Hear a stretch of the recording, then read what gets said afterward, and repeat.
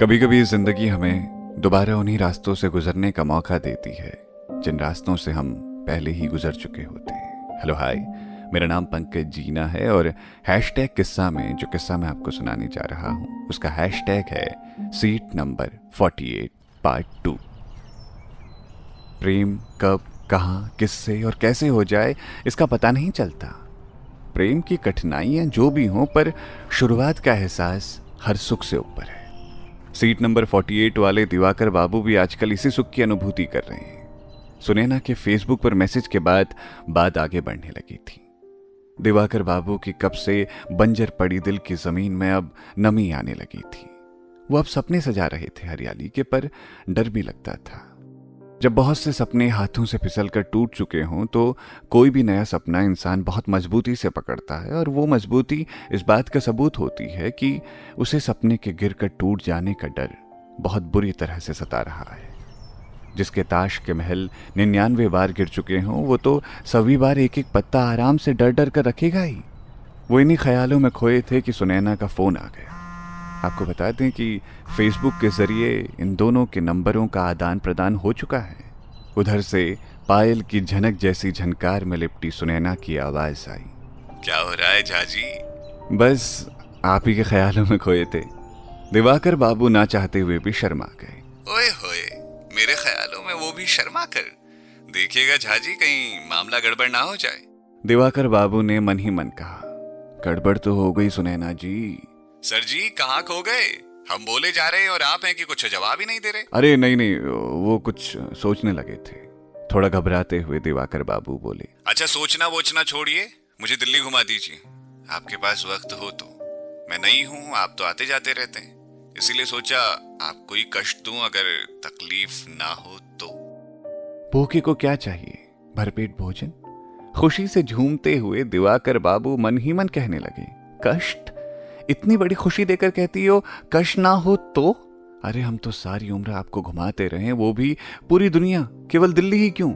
लगता है आपको पसंद नहीं आया हमारा ऐसा कहना, माफी चाहते हैं। सुनैना उदास होती हुई बोली, अरे नहीं, हमें काहे बुरा लगेगा जी, ये तो खुशी की बात है, साथ साथ हम भी घूम लेंगे। वो जरा फिर से कुछ सोचने लगे थे तो चुप हो गए। एक तो आप सोचते बहुत हैं। चलिए कल सुबह 9 बजे उत्तम नगर मेट्रो स्टेशन पर मिलते हैं। ठीक है। फोन कट गया। अगले दिन दिवाकर बाबू ने उनसे मिलने जाना था। अगले दिन दोनों मिले, खूब घूमे और अगले कुछ दिनों तक ये सिलसिला चलता रहा। दिवाकर बाबू का प्रेम सुनैना के प्रति बढ़ता ही जा रहा था। आज दोनों एक पार्क में बैठे थे। दिवाकर बाबू थोड़े बेचैन थे। सुनैना ने उनकी बेचैनी भांप ली और वो पूछने लगी, क्या बात है झाजी, बड़े बेचैन लग रहे हैं, सब सही तो है ना?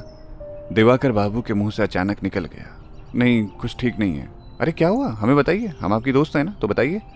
दिवाकर बाबू को आज कुछ ज्यादा ही जल्दी थी, शायद वो अब और देर नहीं करना चाहते थे। जल्दी से लटपटाते हुए बोले, हमें आपसे प्यार हो गया है। सुनैना अवाक रह गई, कुछ नहीं बोल पा रही थी। क्या हुआ, आप चुप क्यों हो गई? देखिए झाजी, पसंद तो हम भी आपको करते हैं। जितना आपके साथ खुल गए इतना किसी के साथ सोचे भी नहीं, पर बहुत पुराने ख्यालों से जीने वाले लोगों का परिवार है हमारा। बेटियों को आज भी आज़ादी नहीं है। हमारे यहाँ इतना खुलकर जीने के लिए सोचना पड़ता है, पर हम लाडली थी तो जिद करके आ गए यहाँ दिल्ली। बहुत कुछ सोच रखा है, पर इस प्रेम की भनक भी घर में लग गई तो ये सब तो छिनेगा ही। ऊपर से शादी की बेड़ियों में इसी उम्र में जकड़ दिए जाएंगे। हम नहीं कर पाएंगे ये सब।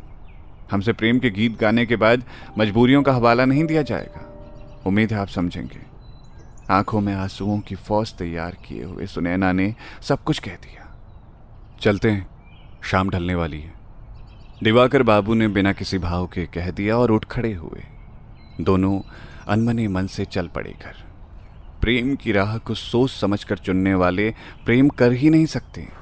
ये तो वो कदम है जो इस बात की परवाह किए बिना उठाया जाता है कि आगे कुआं है पीछे खाई।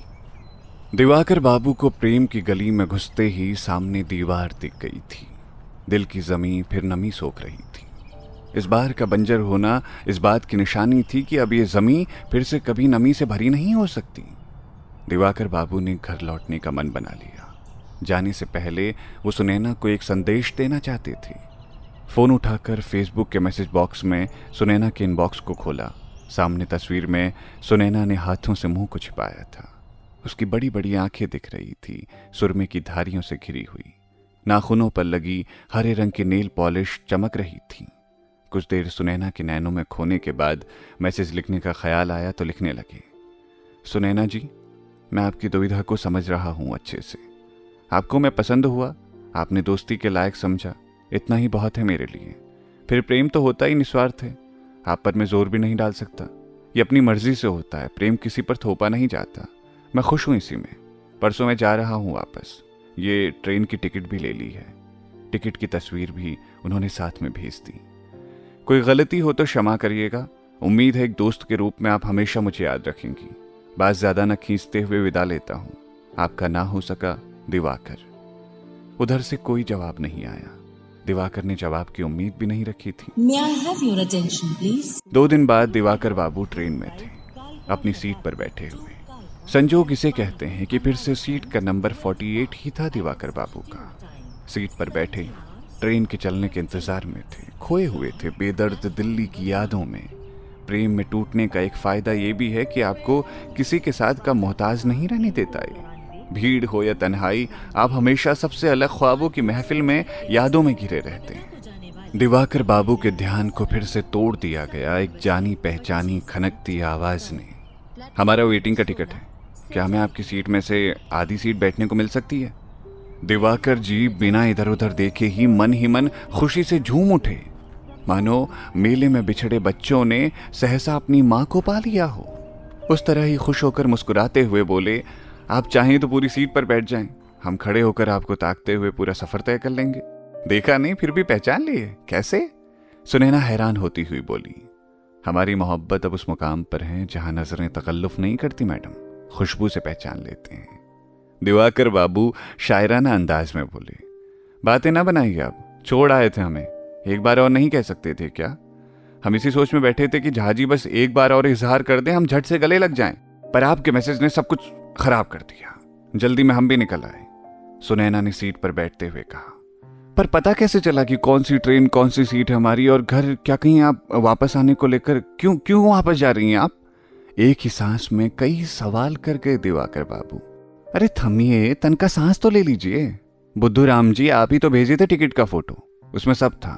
और घर पर कह दिए कि कुछ जरूरी सर्टिफिकेट लेने हैं कॉलेज से, बिना हमरे साइन के नहीं मिलेंगे, इसीलिए वापस आ रहे हैं। कल बहुत सोचे आपके बारे में, फिर आखिरी सोच ये आई कि अगर सोचते रहे तो आप निकल जाओगे सारी उम्र की टीस देकर। बस दिमाग सुन्न और दिल को पागल करके चले आए। आंखें प्रेम से सराबोर हो गई थी सुनैना की। सुनैना के कोमल हाथों को हौले से दबाते हुए दिवाकर जी सुनैना के प्रेम भरे नैनों में डूब गए। सुनैना का सर दिवाकर बाबू के कंधे पर था। खिड़की से आ रही हवा सुनैना के केशों को उड़ाकर दिवाकर बाबू के मुखमंडल को ढक रही थी। सूर्यास्त हो रहा था। इन दोनों के प्रेम के सूर्य ने आज उदय होना प्रारंभ कर दिया था। डर नहीं लगा ये फैसला लेते हुए?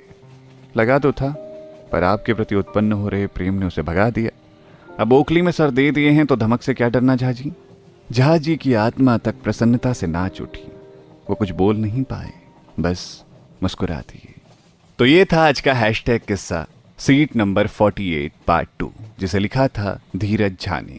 अगर आपको उनकी लिखावट पढ़नी है तो आप इंटरनेट के कई प्लेटफॉर्म्स पर धीरज झा को तलाश कर सकते हैं और उनकी कहानियों को पढ़ सकते हैं। सुनते रहिए रेडियो सिटी। मेरा नाम है पंकज जीना।